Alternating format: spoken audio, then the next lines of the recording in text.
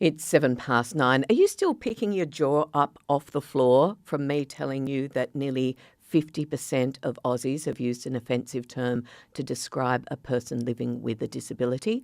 Developing Australian communities who conducted the study also found that over a third of us are not confident that we're using the correct terminology when we're referring to someone with a disability. River Knight is the co-founder of Developing Australian Communities and is here to help this morning. G'day, River. Thanks for chatting to us. Hi, thanks for having me. Can you tell us a little bit more about your research and what it's revealed? I'm kind of stunned by these facts. Yeah, so Developing Australian Communities recently did some research, and we did find some interesting things like, that half of the people we surveyed still reported using some words that were, quite rude in terms of, things that kids say in the playground and adults that refer to disability. But we also found that about 18% describe themselves as completely clueless when it comes to just knowing or feeling comfortable about how to just talk about disability in our community. Why is it important that we learn the appropriate language when we're referring to someone with a disability or speaking directly to them? It's really important because the way we use words and the way we talk really describes and reflects our reality. It reflects the culture. It reflects the way we value or devalue people in our community. So I'm imagining a fair bit of this comes from, perhaps a twisted or outdated sense of humour, that we are at danger of unintentionally offending somebody. Did you manage to unpack that a little bit in the research, like the difference between intent and unintentional?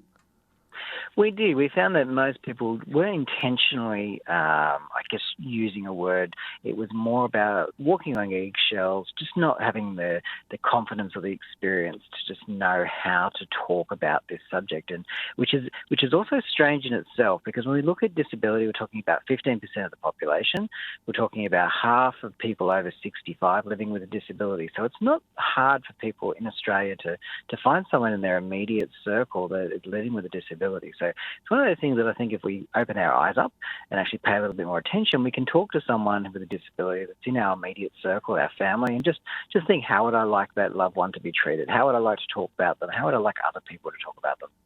So let's talk about not the words that people are using that are inappropriate. We can just wipe them from our language and our minds, hopefully, but some of the correct terminology that perhaps we can lean into for the disability community.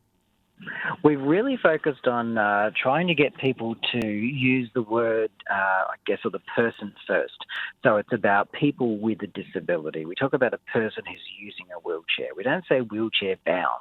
We try to avoid saying disabled, because it's kind of so finite. It's like you've disabled means you totally cannot do something. It's like, you know what, if I had the right supports and the right setting, I can actually do things without any issue whatsoever. So it's about sort of going at the person first and just focusing on that. But even within that space, in the disability sector, people have got different ways of talking as well. Some people might say, I don't want to be called a person with autism because I don't carry autism in a backpack. I'd rather you call me autistic. So even within the sector, there's still a lot of changes and different ways of doing it. So we just say, ask the person, have a chat with them themselves, say, yeah, am I saying the right thing? I know it's my problem, a bit uncomfortable. Can you tell me if I'm on the right track?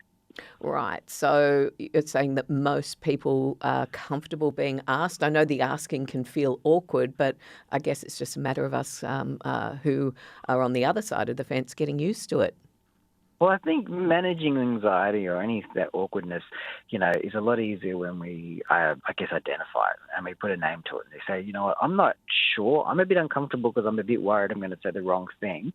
What are you comfortable with? But just making sure that conversation is appropriate. For example, everyone that walks in or rolls into a shop on a wheelchair looking for a bottle of milk, you don't need to have a chat with them about their wheelchair. So, unless it's actually relevant, we don't even need to come up with it anyway, because there's so many other things that people can talk about, and there's other parts of a person's personality and their lives that have nothing to do with disability.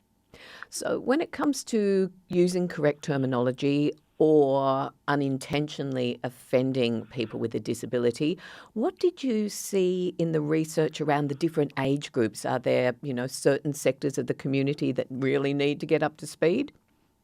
We found the older people are, the more they describe not being sure. So the Generation Z, the ones coming out of our education system now, we had 3/4 of them were saying that, I feel comfortable talking about disability. Maybe there's that exposure at school. We have a lot more of an inclusive approach to education where we see students with disabilities at school a lot more now. They do a lot of work in that space. And maybe that generation coming out perhaps have had more contact. So they've been able to have those conversations. Tell us a little bit about developing Australian communities and how you got involved in this space, River. So I grew up, over the years working in special education and disability, mental health, child safety, all those kind of spaces. But developing Australian communities came about because what we sort of identified in the sector is that nationally we need to work with those 15,000 service providers through NDIS to really raise the bar and deliver a disability services sector that we can all be proud of. So that's what developing Australian communities focuses on. It's just, some systemic advocacy, but also working with service providers and those, almost 500,000 people accessing NDIS to support them, finding service providers, getting good service delivery, and actually, making sure that as a community we are expecting a good outcome, because we've had the Royal Commission into aged care and disability. We've seen some shocking things come from that, but nothing that we're surprised about, because we all know that these things happen. So what we want to do is raise that bar and deliver that disability sector that we can all be proud of. And is there anything in your own background that led you to this type of work that made you inspired to be an advocate? Yeah, so I guess my background was, I started out of high school going into special education. I grew up in a family setting where we always had, foster children. We had up to 10 at one time in Victoria. And, I've come from a background where my family are counsellors and social workers and teachers. And I myself have an autism spectrum disorder diagnosis and Tourette's. So, I'm in that space myself. And I can just see the impact of the work I do. Thank you so much for taking the time to chat to us today. Give us a little bit more insight and encourage those of us who perhaps haven't got lived experience of a disability, haven't had it in people with a disability close in their lives, to, just develop a little more confidence about approaching someone with a disability and actually asking them what they want when it comes to being communicated with and referred to. Have I got that right? Am I nailing it there, River? Absolutely, but just remember that they're not just a person with a disability. They could have a lot more else going on for them, so we just want to start with that person first.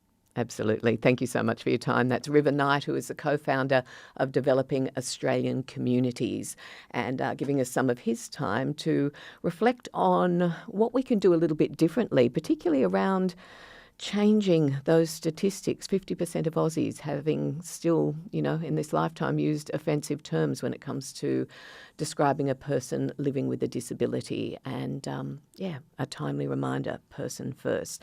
This is Rag and